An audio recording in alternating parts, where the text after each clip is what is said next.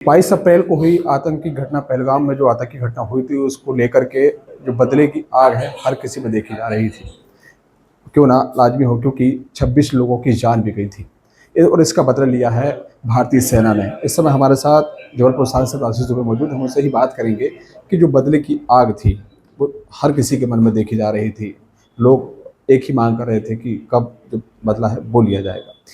देर रात जब सब सो रहे थे और उसे पूरा कर दिया गया है, किस तरह से देखते हैं आप?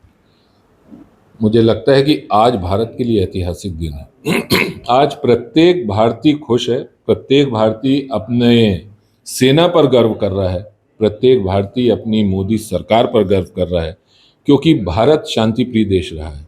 और जिस तरीके से पाकिस्तान से भारत में लगातार आतंकवादी घटनाओं को अंजाम दिया जाता रहा है, और जब 22 अप्रैल को पहलगाम की जो घटना हुई, मुझे लगता है कि क्रूरता की पराकाष्ठा थी।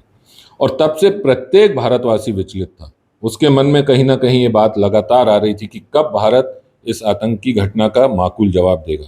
और हम सभी जानते हैं कि इस देश में मोदी सरकार चल रही है, अमित शाह जी गृह मंत्री हैं, राजनाथ जी रक्षा मंत्री हैं, और जिस संकल्प के साथ ये सरकार आगे बढ़ी और उस संकल्प को पूरा करने के लिए भारतीय सेना ने जो पराक्रम दिखाया है, तो मैं भारतीय सेना का और भारत की सरकार का दोनों का बहुत अभिनंदन करता हूं।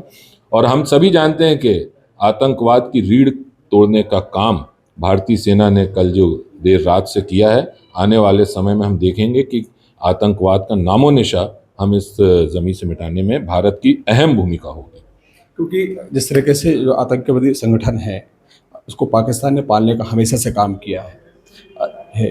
अभी जो और भी छुपे हुए हैं, क्या आप लोग को लगता है कि सबको एक एक करके इनको ढूंढा निकाला जाएगा मुल्क से? निश्चित रूप से ये तो शुरुआत हुई है। ये आप खुद कह रहे हैं, ये सारा विश्व जानता है कि आतंकवाद को अगर पनाह कोई देता है तो कौन किस देश में पनाह दी जाती है, पाकिस्तान के द्वारा।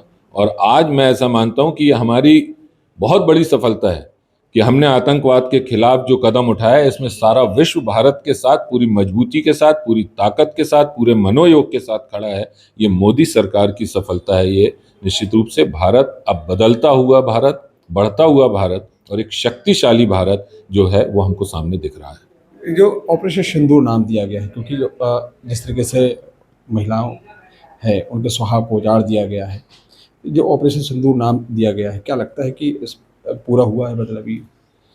निश्चित रूप से हम सभी जानते हैं कि भारत और भारत के लोग भावुक और भावनात्मक होते हैं।